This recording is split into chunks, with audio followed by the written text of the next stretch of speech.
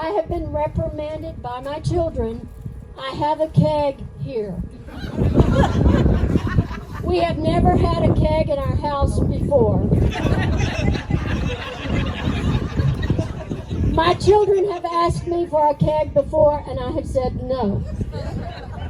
But the reason there is one here tonight is because when we first moved to New Braunfels, we went to our first faculty party, and Johnny came home from that faculty party and he said, "We're not leaving New Braunfels."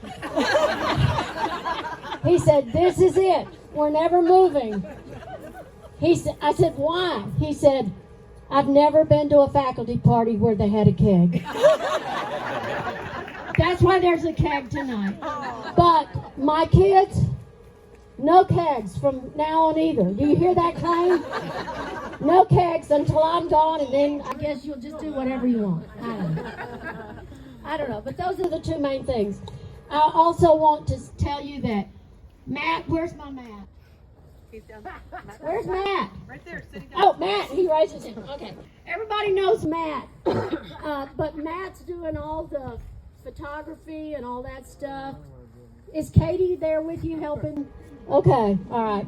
But that's Matt there, so if you don't want your picture taken, if you don't want your picture on the Jumbotron in case, it's dangerous or something, be sure and tell Matt, okay? And also I want to introduce 3 special people. Well, every one of you is special to Johnny. I mean, let's just face it. Y'all are just special. That's why you're here. I want those 3 seats. This is the entertainment. Come here. 3 entertainers. Get over here. Get over here now.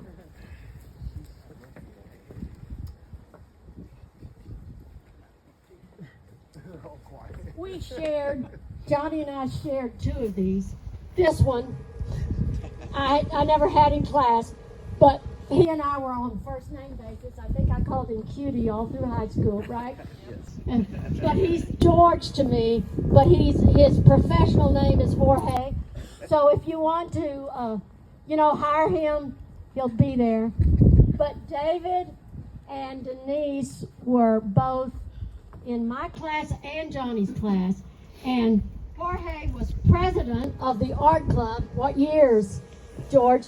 88, 89, and 89, 90. And what did we do out here all the time when you were president of the art club? There was no alcohol. There was no keg. But there was A lot of partying. Yes, we did. Partying. Yes, fellowship. Absolutely. A lot of fellowship. Yes, ma'am. A lot of fellowship. Yes, ma'am. And Dave here, he moved away and left us. He's in Costa Rica now. But Dave has just been out here. We just used to have, for the last couple of years, Dave would call and say, "I'm in town," and he would pop in. He and Melissa, Johnny, Matt's mom, of course Katie, we all just sat out here where you're sitting now, and we sang. What year did you have Johnny for art? I think I graduated in 85 and I had him 2 years, so probably like 82 and 83, 84. And little Denise, his favorite female singer, what year did you have Johnny? Would have been 92 and 93. She didn't want to say because she didn't want you to know her age. Why didn't you get to take, okay, she was in his art class, but tell him the real story. I was in Mr. Kolacek's art class, but Mrs. Kolacek really took a liking to my singing. And so she used that during her broadcast journalism time. She would come say, "Honey, I need to steal her away from you." And in Mr. Kolacek's way, because he never told Miss Kolacek no, he would say, "Okay." And the beauty in that was I cannot draw worth a lick, really. But I would bring him my art, and I'd bring it up to him when I was in class, and I'd say, "Mr. Kolacek, does this look right?" And he'd take it from me with his pencil, and he'd fix it and make it look real good. And then he'd go, "It looks good." Okay, that's your entertainment for tonight. They're going to sing later. So get ready for them. Although I gave them a whole list of stuff, and George, cutie pie over here, told me, he said, Miss Kolacek, I'm out hunting. I can't plan on all those songs. So I don't know what he's going to sing. It doesn't make any difference because it's going to be great and Johnny's going to love it. All right? Oh, this is the guy. Oh, wow. All right. I'm not ready for you yet, but I'm going to. You just stay right here. All right. Every time Johnny and I would get in the car, we'd either go to doctor's appointments or funerals. Johnny would say, I hate going to doctor's appointments. I hate going to funerals. And I'd say, well, I don't know anybody who likes doing either one of those things. So I would say, just shut up and grin and bear it. And so we would go on and do it. But he would definitely love this. You know, he really would. And so tonight, my Johnny, I hope you enjoy this party because you and Jesus both like a party. Remember, Jesus is, when he turned water into wine, it was his first party. He loved parties. Guess what else Jesus did at a party? He always had good food. Remember the 5,000? He loved it. I think we're going to have enough food for all of you. But actually, more people showed up than what I thought. So we may have to call on you to do a miracle. And Jesus also wanted to be surrounded by love. So tonight, Johnny, you get a party, you get some food, and you get some love too. All right, since April, that's been about 8 months ago, this man, it has been, this man walked into our house. He didn't know us. He didn't know who we were. He was not being paid. I took the sheets and the towels. Say that again, Paul. I said I took the sheets and the towels. We didn't know it, but Tom came without fail every Monday for 2 hours, every Monday from 2 o'clock to 4 o'clock, except for one weekend when he took his beloved Lillian, who graduated from A&M, he took her to Europe for a trip. That was the only day he missed, but he made up for it. This man doesn't do the talk, but he definitely does the walk. He loved Johnny. Every day when he would come on Monday, he would look at me and he would say, get out of here, go swimming, go do something, go have lunch with Carol Lee. Where are you, Carol Lee? Carol, yeah. And Tom would say, get out of here, go. I would get home and Tom would be sitting with Johnny on the front porch rocking. He would be playing ball with him. He would throw stuff at him and see if Johnny could catch it. He would draw stuff with him. He engaged Johnny every single Monday from 2 o'clock until 4 o'clock, 2 hours, which gave me time to get out and try to do some exercise and do some things and shopping. But this man, I love this man. And where is your wife here? Is Mary? Mary, get over here, Mary. I don't want people to think I'm having an affair with Tom. It's okay. These two people are true angels walking. They truly are. And so I'm going to ask Tom to bless this meeting tonight and to say a few things about Johnny. It's a mic. Hello. Yeah, Johnny was a great guy, and you folks here are testament to that, obviously. And I'm so happy he's graduated for him.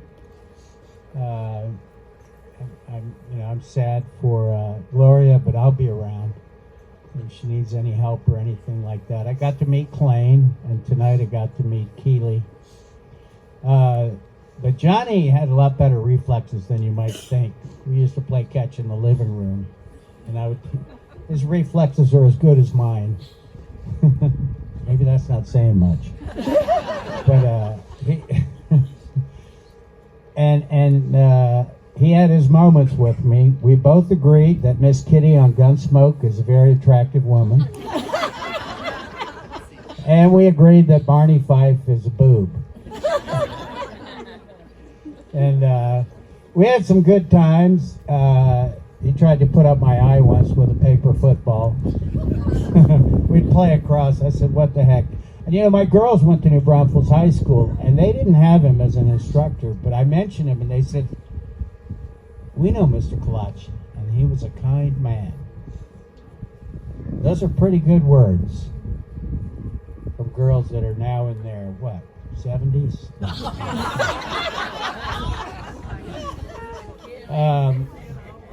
And I always felt good when I left Johnny, and I stayed a lot extra to just shoot the breeze, and we'd try to bet on which deer, whether the deer would go right or left when they were coming out of the woods. When we were sitting on the porch, he was a wonderful guy, and his laugh was a real nice one, and when he laughed, I couldn't help but laugh.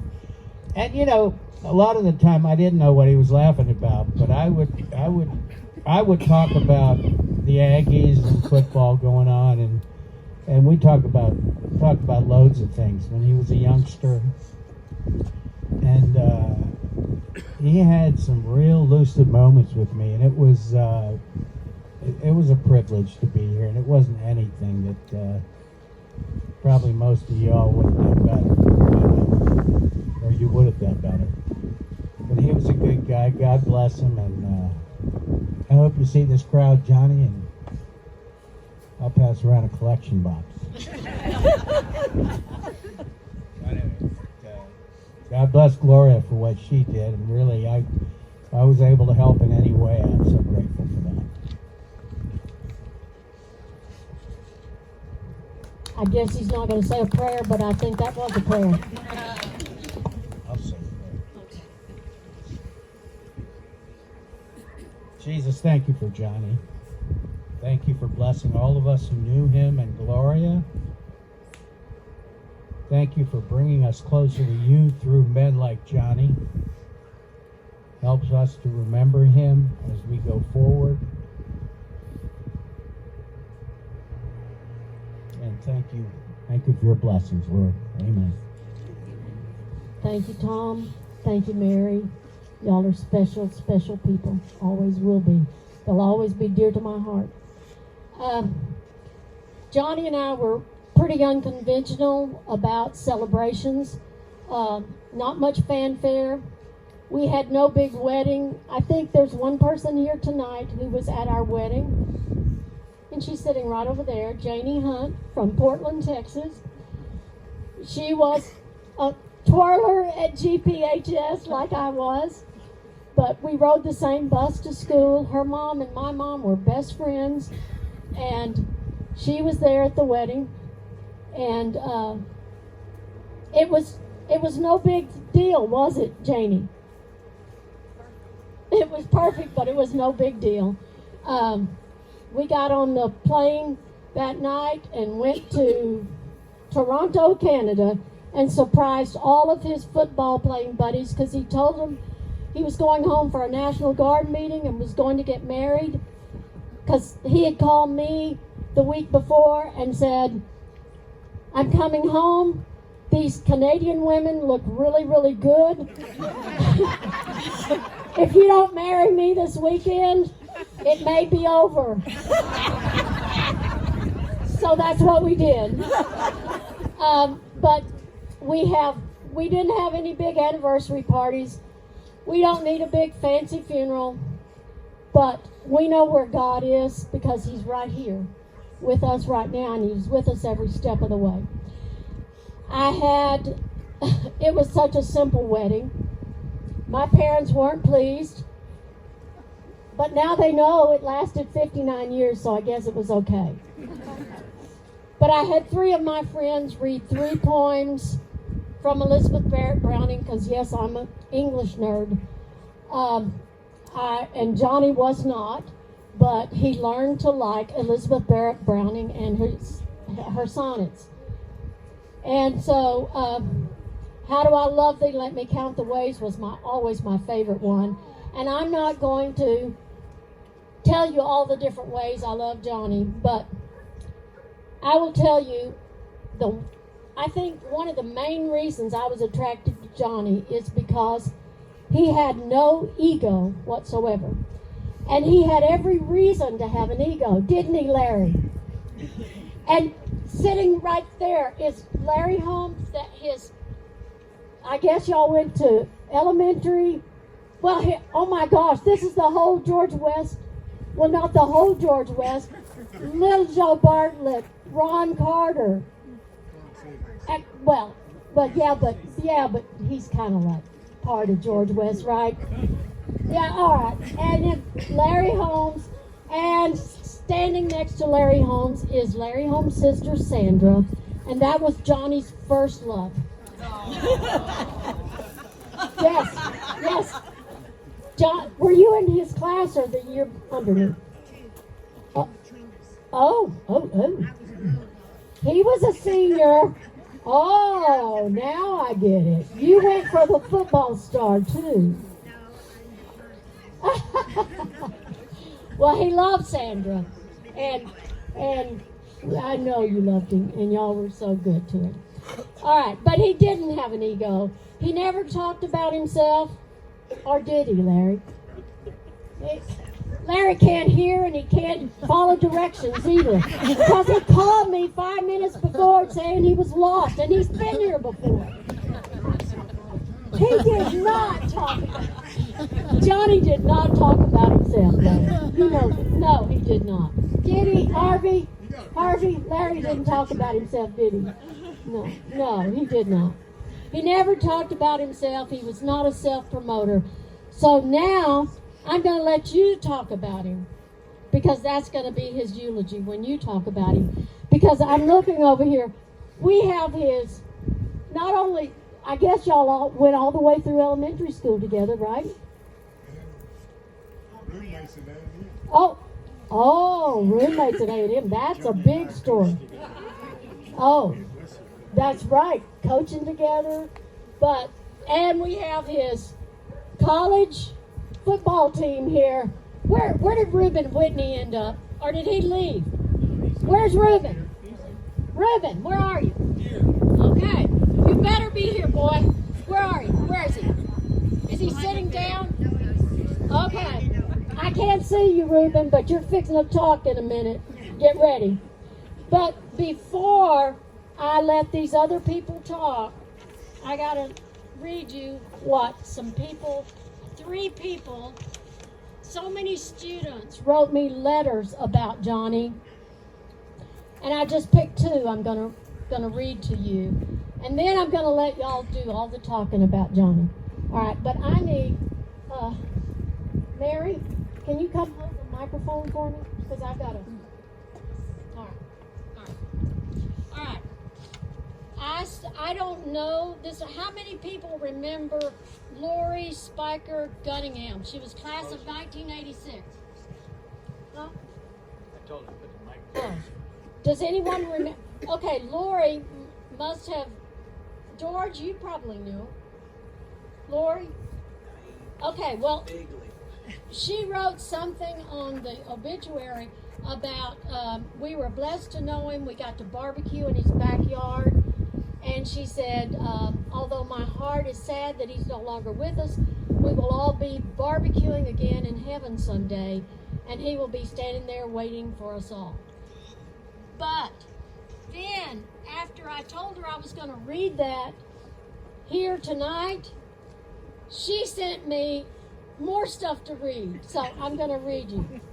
This is from Lori Spiker Gunningham, class of 1986. Her words: he made a huge difference in my life. I'll always carry him with me. A man of integrity. I was heartbroken to hear of his passing, but I'm so honored that I was able to know him. And I'm honored that you want to use my story. He is the best. I'll never say was, because he still is. He's just in another place. Bless you and your family. I was class of 1986, and I guess I could write a book about how much influence he had on my life. I have many stories about my 2 years with Mr. Kolacek. I want you to know some of the things he did. I took his class because I kind of liked art, and I had friends in the class. He really showed me that I had talent. He inspired me to want to do my best work. I became really focused and lived in the art room in high school. He would enter my art in events. I wouldn't even know about it, but I won all those events. He nominated me for art club president, and I wasn't even in the art club. There were others running for that spot, and he said that I showed the most dedication, and I earned that position. I would never have been even thought about being in a club, much less think I was president material. He made me believe in myself and my abilities. I gained so much confidence that I never had before. I grew up in a very blue-collar family, and hard work was all I knew. No favors and not much praise. He entered me in every scholarship for college that was related to art without my knowing, and I got every single one of those. I went on to be an art student and graduated from the Art Institute of Dallas in 1991 in the second spot of my class for Best Portfolio, sort of like a salutatorian role in art school. Someone with no real idea of where I was going or what I wanted to do after high school, and never had any intention of being an art student. Honestly, I had no idea what I was going to do or if I was going to college. He made all the difference. He took my hard work ethic and showed me what I could do with it. I got a job in marketing and advertising, and I have since never allowed lack of confidence to form boundaries on the positions I've held. I've traveled the world, and he taught me to appreciate art in all its forms. I had no interest in history, and the world of art changed my perspective. Now I love it. I've met diplomats and worked for very high-profile people because of the doors that were open to me. It only takes one good teacher to show someone their worth. I wish I could have shared all that with him. But he hears you now, Lord. He hears you. And then some very, very dear friends of ours who were very, very with us here toward the end.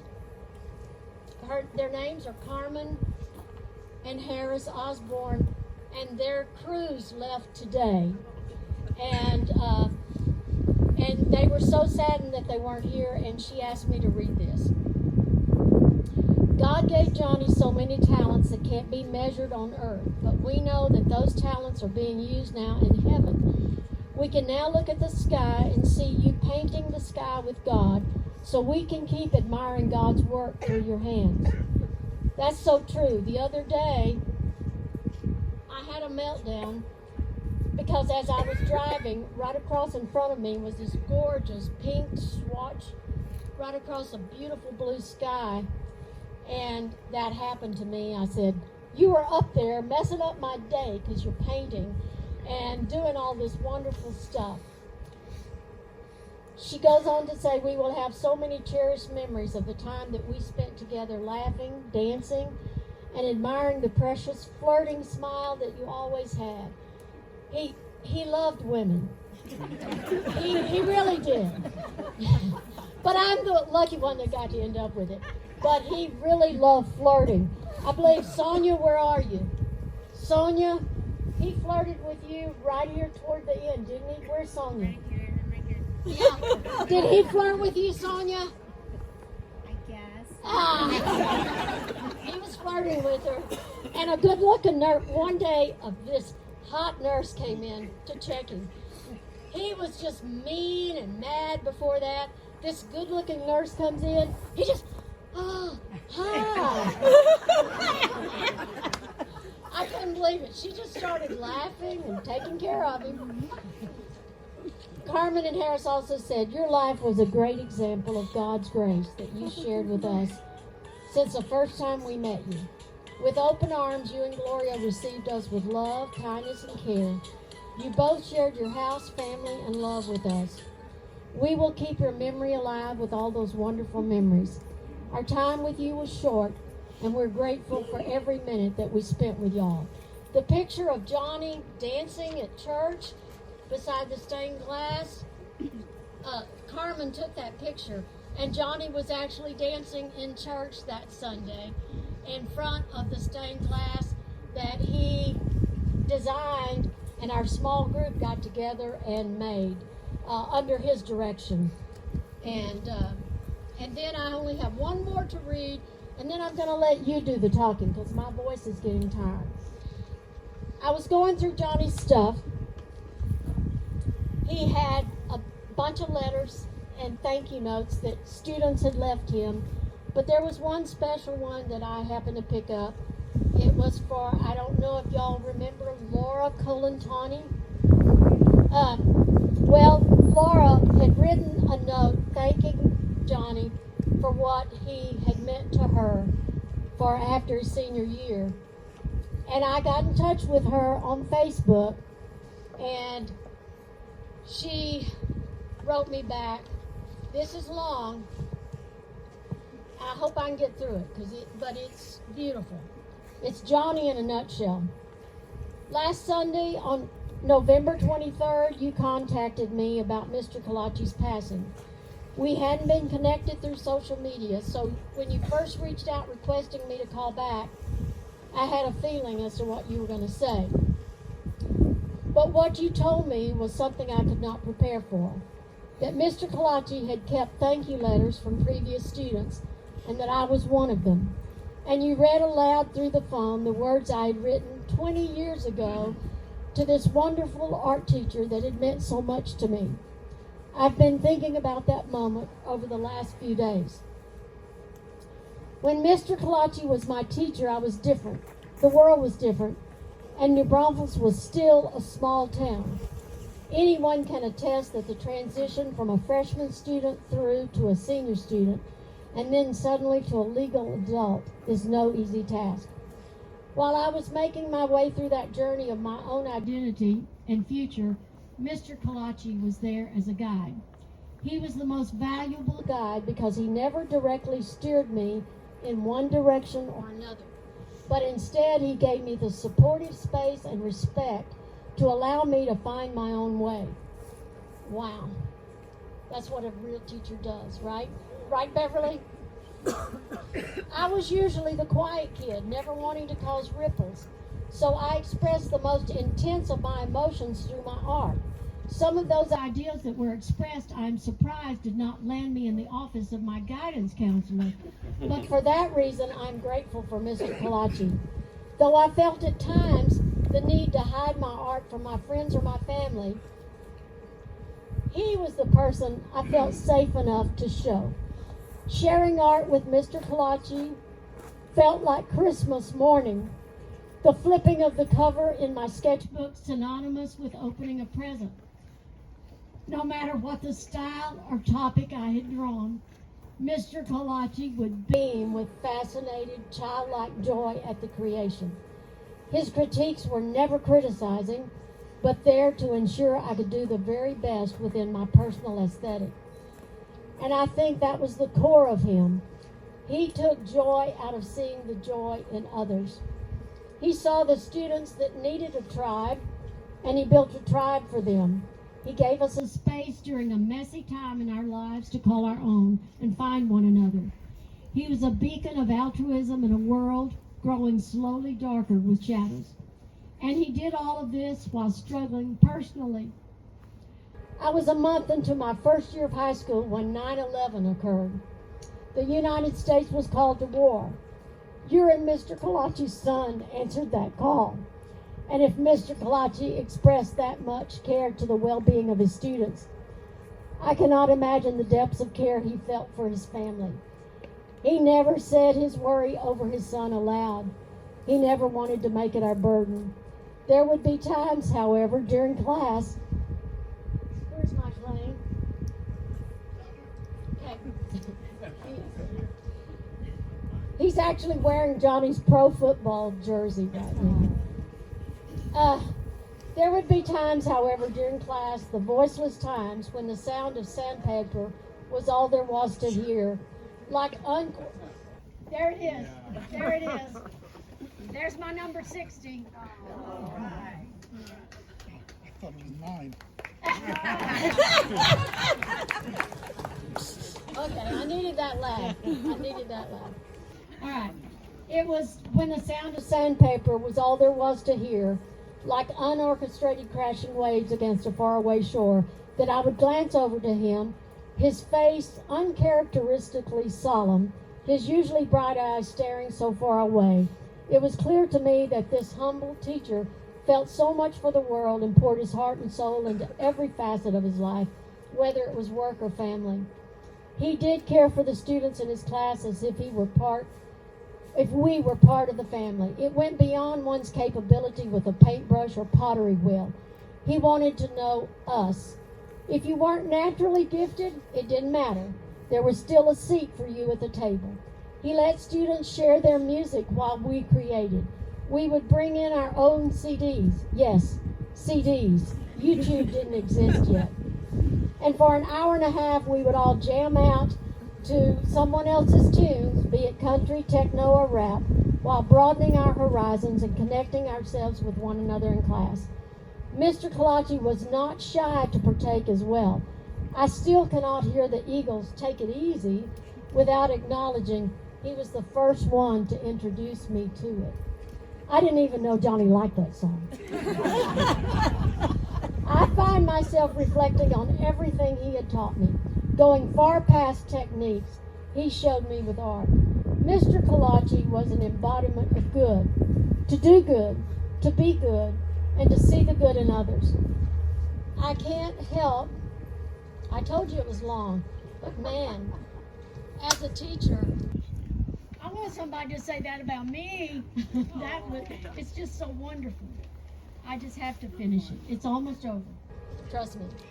But think of the quote from the wonderful Mr. Rogers in which he says, "When I was a boy and I would see scary things in the news, my mother would say to me, 'Look for the helpers. You will always find people who are helping.'" Mr. Kolacek, without hesitation, was one of the helpers. It is here these 20 years later that in the warm summer months, I teach the same skills for ceramics and pottery bestowed on me from Mr. Kolacek to the next generation, and to let the kids feel proud of their creations solely for the fact that they brought it into this world. It is here these 20 years later, on that last day of school right before summer break, while I sit in my science classroom, a quiet student hands me a thank you letter which, just as Mr. Kolacek had, I will hold on to and treasure forever.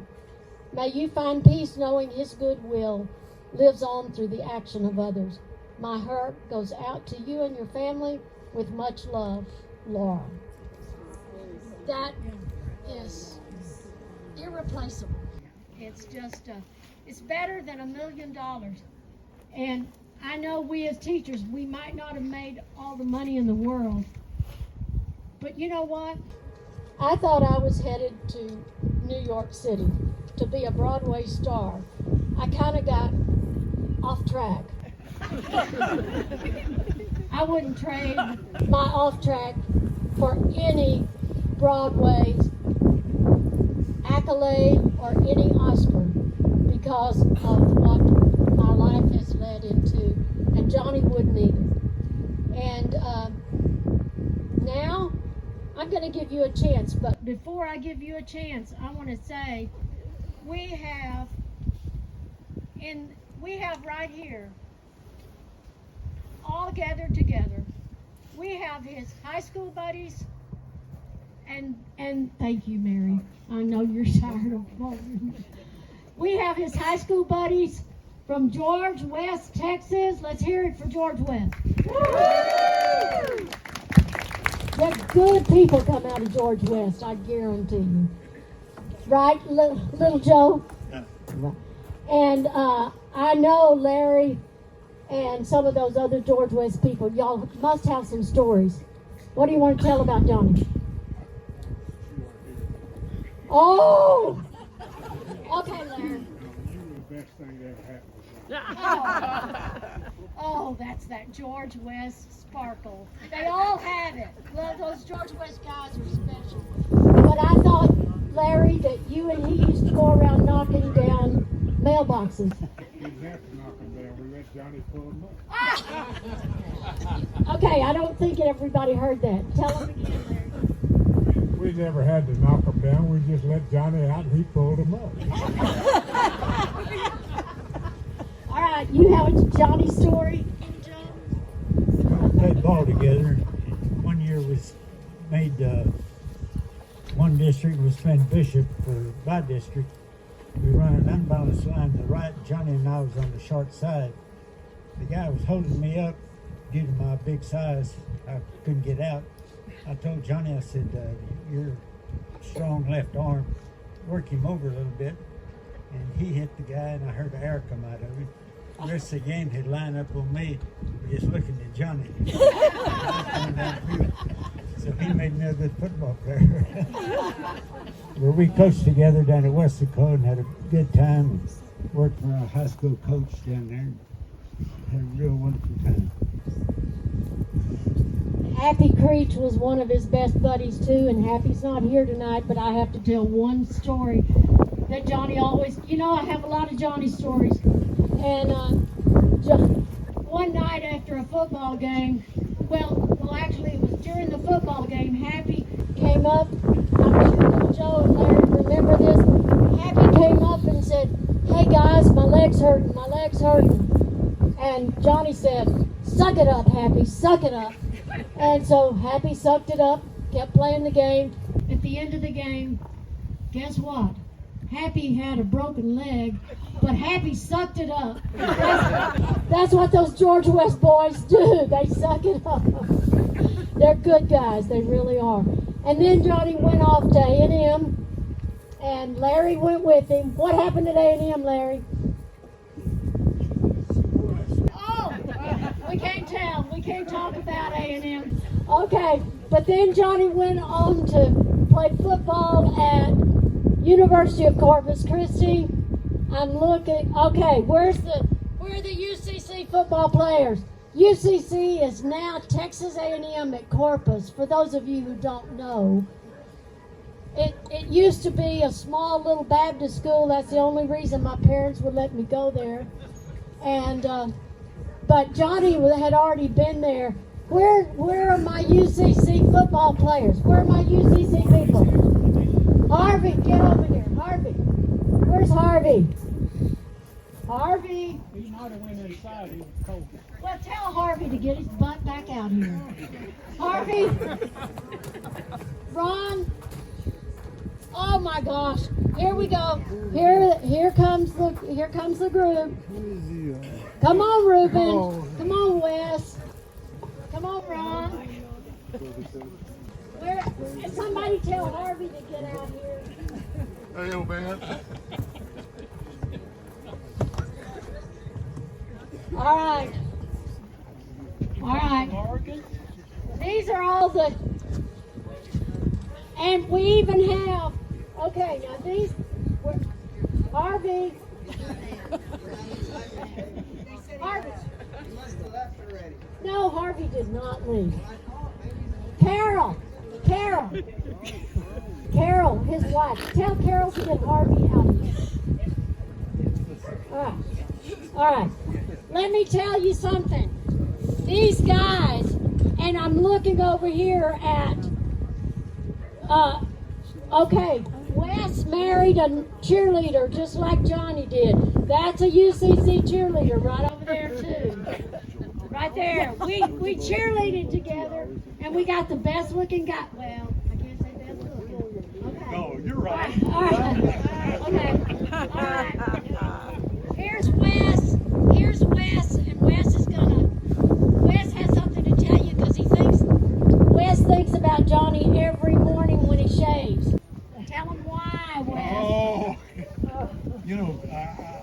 I was going to say something, and then they had a little kid over there that says, we can't talk about these kind of places. And I was just thinking about it. But anyway, it's, hey,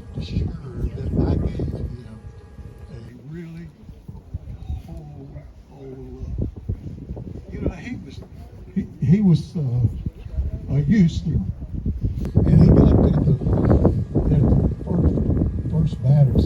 He told me, he said, son, he said, this is not high school down here. He said, I want you to get back there and people hit somebody. Okay, I can do that.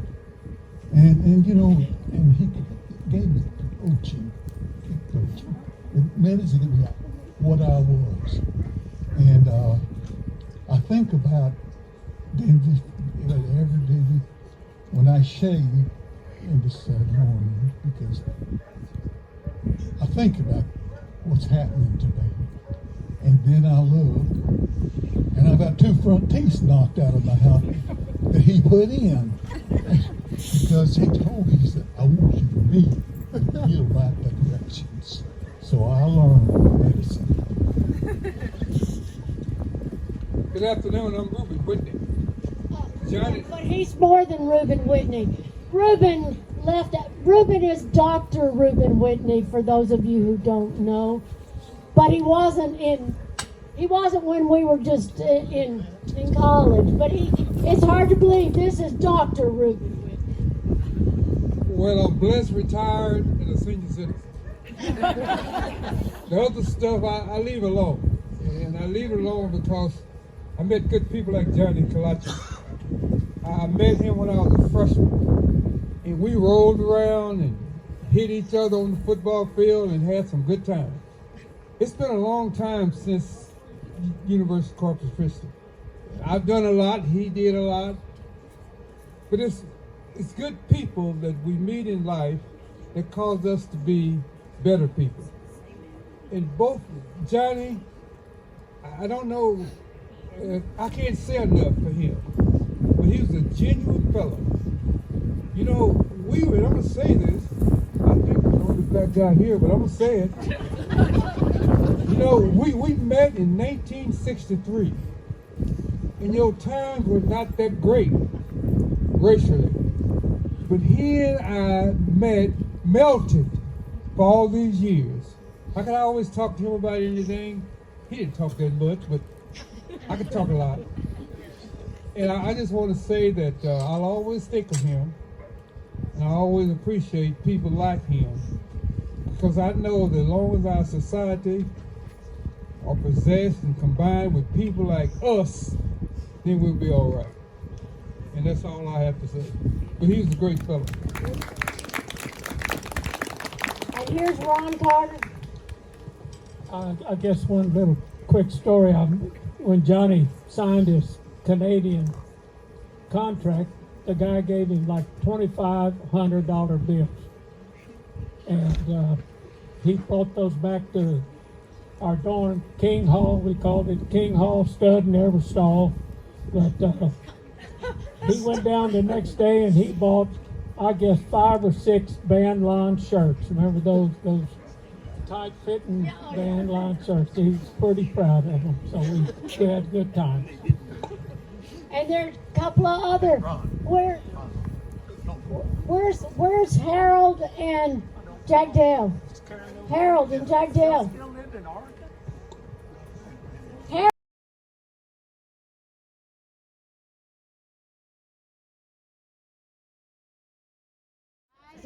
Y'all are younger than that. These are UCCers too. Where are they? Okay. All right. Come on. Harold, Jack Dale. Come over here. Do you have a story? Do you have a story? Jack Dale, do you have a story? Do you have a Johnny story? Ah! Jack Dale said he could make them up. All right, these two were more of our UCC guys right over there. And I believe, Jack Dev, we were supposed to go to Texas A&M at Corpus now. That's what it's called now. But we were supposed to go because Jack Dev has a building named after him. What's the name of the building, Jack Dev? Come on, what is it? What? Okay, okay, the weight room is named. She's long-winded. Okay, there you go, right there. Now, see, we know some really important people. Right there, right there. And Harold and Jack Deb She's have been down long-winded. to see us She can talk with a their lot. sweeties, Linda and Clarice, and we all went out to eat and all. But these are special memories from UCC. Are you people leaving?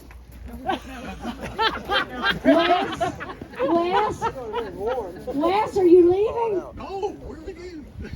Where are you? We haven't eaten yet. We haven't eaten yet. Okay, but not only do we have people from his high school, we have people from my high school that even knew Johnny. And they loved him too. How many people other than Janie from Gregory Portland High School? We got Tommy. We got Ronnie. Who else is from Sandy? Where's Sandy? There's Sandy. These are my buddies from high school, and guess what? They knew Johnny just for a little while, and they loved him too.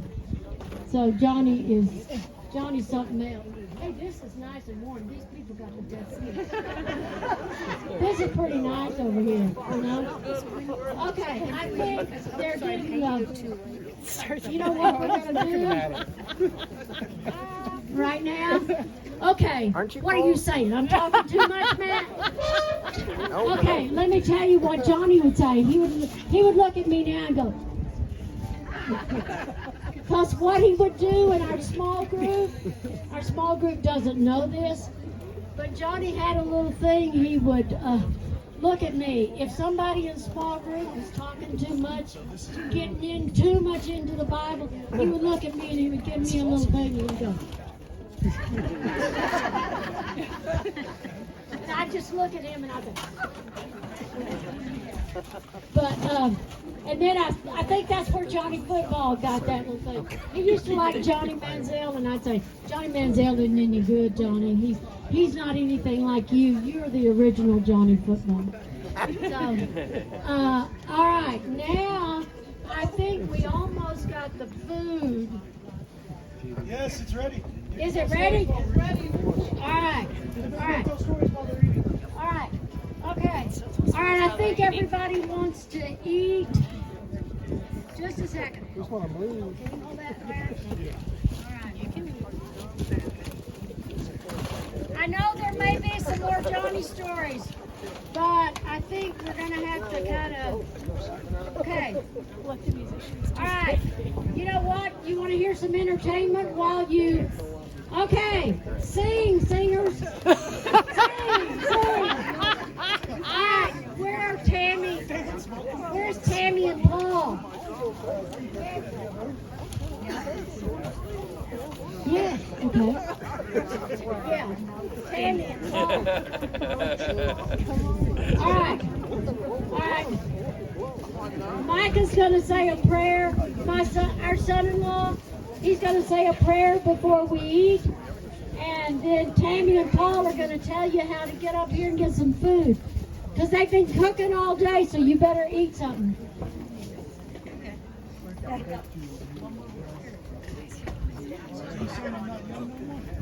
Sorry, let me get my oxygen.